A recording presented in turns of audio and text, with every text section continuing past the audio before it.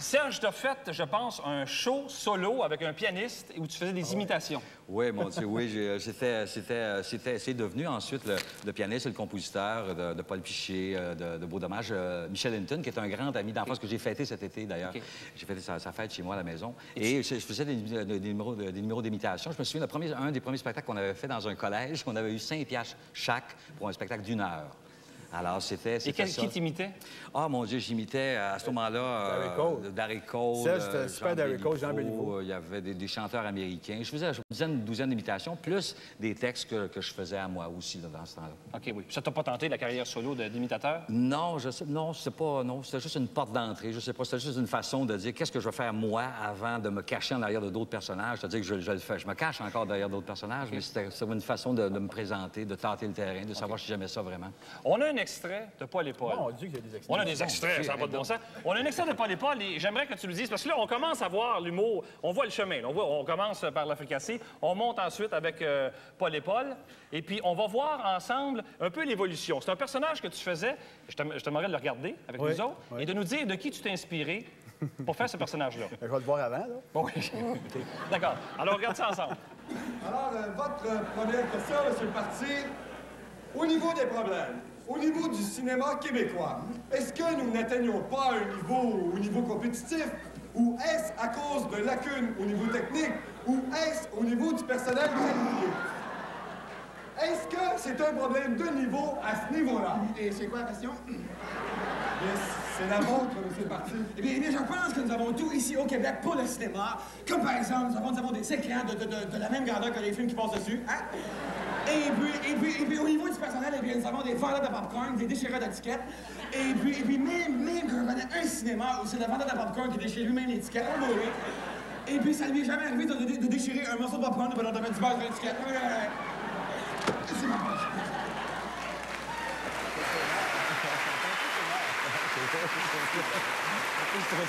Un petit peu stressé. Ça, là, on commence à voir un peu. C'était l'humour de. C'était Sylvain Saguenay, ça. Ça, Sylvain Saguenay, ouais. C'est un personnage qui était très drôle dans le show. Là. Je pense que l'influence, c'est le café Vanout. Je sais pas trop. Il était très sévère. Et puis là, aujourd'hui, on va en parler dans quelques instants. On a des extraits des prochains épisodes de La Petite Vie. Aujourd'hui, quand tu écris les textes de La Petite Vie, est-ce que tu te poses des questions en disant hey, c'est peut-être trop flyé, le monde ne suivra pas? Pas vraiment, parce que le monde suit ici facilement. Ils n'ont pas de problème au Québec à suivre. Parfait. On va faire une pause. On revient, accompagné de Serge et de Claude.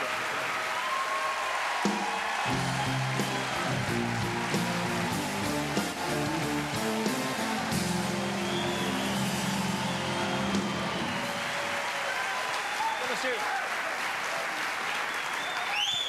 Une chose que je veux juste rappeler quelques petits détails avant qu'on parle de La Petite Vie. Serge, t'as joué dans quelle famille? Oui, quelques épisodes, oui.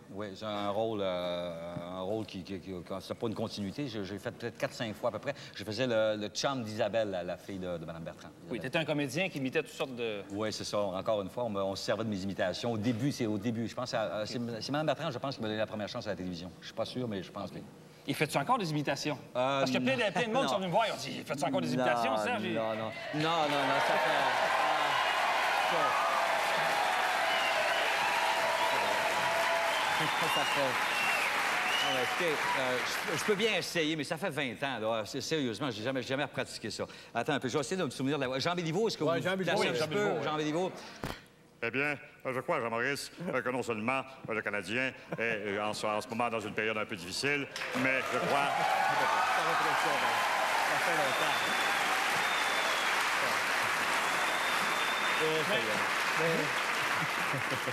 Vous avez jamais fait d'imitation dans vos spectacles, par exemple? Oui, on faisait des imitations. Moi, j'imitais Stéphane Sylvestre, qui était un gars qui imitait trois gars qui avaient un défaut de langue, qui parlait comme ça. Alors, il imitait René Lévesque, Jean Chrétien et Jules Vigneault. Alors, ça avait un défaut de langue pour les trois. Et quand je l'ai fait un soir, à Val-d'Or, les gens pensaient que c'était vraiment pourri. Ils n'ont jamais ri. Alors, j'ai imité un soir. C'est un numéro qui a vraiment eu lieu seulement un soir? Oui, j'ai fait un soir, j'ai eu aucun rire pendant 5 minutes. Après ça, il y a eu Ding et Dong, qui est arrivé par accident. Ding et Dong, c'était dans Paul et Paul. Oui. C'est l'autre affaire. Les autres, c'est comme des poupées russes, tu sais. Il y a eu pas d'épaule, ding et dong, de la petite vie. Ça vient tout un de l'autre. Tout est l'un dans l'autre. OK. La prochaine affaire, ça va être un show de dinde. Un show culinaire. Ouais. Êtes-vous encore nerveux? Est-ce qu'on va vous revoir sur scène à un moment donné? Ben là, j'en espère que oui. Oui, devrait bien, éventuellement. ouais, je pense Oui, que oui, oui, je pense que oui, OK. oui. Là, on va parler de la petite vie. Parce qu'on a des extraits, écoutez, c'est extraordinaire. À la répétition cet après-midi, on montre ça. Tout le monde veut les revoir, les revoir, les revoir. D'abord, on le sait, mais on le répétera jamais assez, des nouveaux épisodes cette année. Des nouveaux épisodes et Ça cette t'a année... pas peur parce que les reprises marchaient fort, hein? Oui, oui, mais on va faire des nouvelles reprises avec les nouveaux. Il va y avoir des nouvelles reprises, ça va être aussi bon. Et on va mélanger des bouts des nouvelles avec les anciennes. Ouais, ça va oui, être, c'est ça. Mais cette année, on a eu beaucoup de plaisir. Je pense que ça s'est vu lundi dernier. En tout cas, les comédiens sont vraiment extraordinaires cette année dans La Petite Vie. Puis d'ailleurs, la semaine prochaine, il y a une émission avec Michel et Serge, faut que je le dise, parce qu'il ne peut pas en parler. Et Michel Côté est là avec Serge. Il y a vraiment un numéro extraordinaire entre Serge et Michel. Je pense à un numéro de... En tout cas, moi, je trouve ça très drôle. Alors que Moment tente de montrer à Jean-Loup comment s'asseoir en homme. C'est juste un numéro de comment être un homme. Oui. Et la semaine prochaine, c'est vraiment un épisode particulier. Je pense qu'on a une belle saison. T'as voulu donner, je pense, avec l'épisode de la semaine prochaine, de l'émotion, hein? C'est ça que tu me disais avant les... Ben, on voulait y aller pas juste dans la comédie. Alors, il y a beaucoup de vous allez voir, c'est un peu tragique. Mais c'est la première fois que je vois un extrait de La Petite Vie. Ben, les gens pleuraient après-midi. Oui, je Quand sais. on l'a fait, il y avait du... vous allez voir, c'est poignant. C'est un... Il y avait du Kleenex dans l'air. Il y avait du Kleenex dans l'air, oui. Alors, on regarde donc un extrait de l'épisode de lundi soir prochain. Oui, donc, c'est un lavage descendu dans les culottes. Ouais, non, on dirait que tu t'assois, c'est un pic à glace. Un homme, là, ça s'assoit pas, ça s'effoire. Et avant de s'asseoir, là, hein, ça se place toujours le monsieur, comme ça. Gratte-toi aussi, hein? Ça fait toujours plus viril quand tu te grattes, OK? Fait que là, on récapitule. Gratte, lasse, effoire.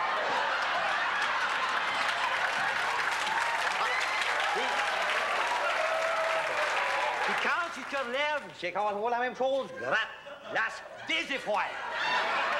Mon Dieu, c'est bien compliqué d'être un gars.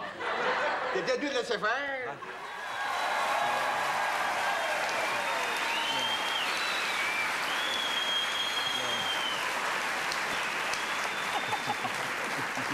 Quand vous faites des scènes comme ça, vous ne pourrez pas croire que vous enregistrez ça seulement d'un coup. Non, celle-là était particulièrement long. Là, on était pliés en deux, on n'était pas de jouer. Puis, tu sais, le problème, c'est qu'on était plusieurs dans la scène à un moment donné.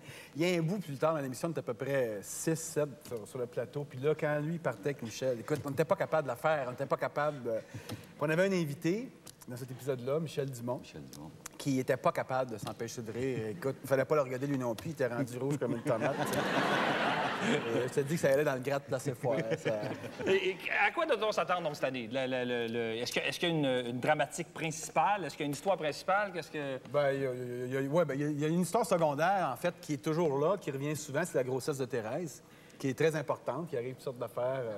Elle a une grossesse particulière, tu sais, qui apporte de toutes les manières. Bébé particulier. En tout cas, il y a toutes sortes d'affaires qui arrivent. C'est ça le running gag cette année. Mais il y a beaucoup d'affaires dans la famille cette année. Ça ressemble beaucoup, en quelque part, à ce qu'on a vu lundi. Il y a beaucoup d'affaires, d'événements, il y a beaucoup de monde. Il y a beaucoup... Oui, ça se passe beaucoup dans la famille. Là. C'est des interrelations. Il y a aussi, par exemple, moi, il y a une scène que j'aime beaucoup, c'est la scène où deux personnages, je ne sais pas si on peut les nommer, là, où ils se séparent leurs biens, parce que, bon, il va y avoir supposément un divorce. Et c'est lourd, et en même temps, c'est vrai, mais en même temps, c'est drôle. Là. Ça n'a pas de sens. Moi, c'est une des scènes que j'ai adoré. Juste là, je ne suis pas dedans, puis j'aimais ça. J'aimais ça pour être dedans. Juste à voir, j'aimais ça. Okay. On a un autre extrait. Peux-tu nous le présenter? Oui, je sais pas c'est quoi. C'est pas c'est quoi? Bon, on va te le montrer d'abord. Tu vas pas le présenter. Alors, voici un extrait de La Petite Vie. C'est ça. Hey, Timé, te rappelles-tu comment on s'aimait au début, hein? Hey, tu passais des heures à dire que tu m'aimais. Mais j'avais pas de char dans ce temps-là.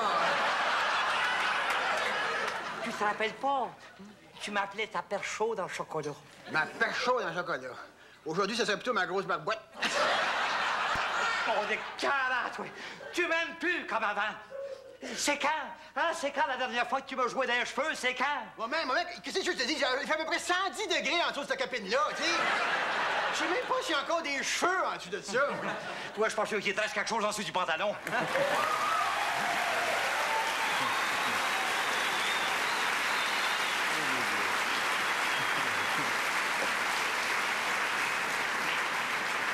Ça, c'est le premier qu'on a enregistré cette année. C'est inspiré du Zèbre, le livre d'Alexandre Jardin. sais, le livre d'Alexandre Jardin. Le Zèbre, c'est un roman dans lequel il est question de passion. Ils veulent toujours retrouver la passion. Et Maman a lu le Zèbre et elle essaie de retrouver la passion.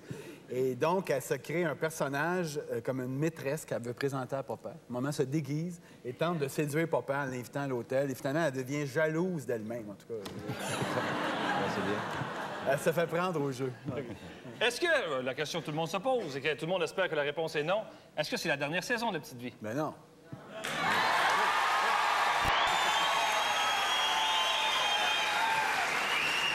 Il va y avoir des reprises.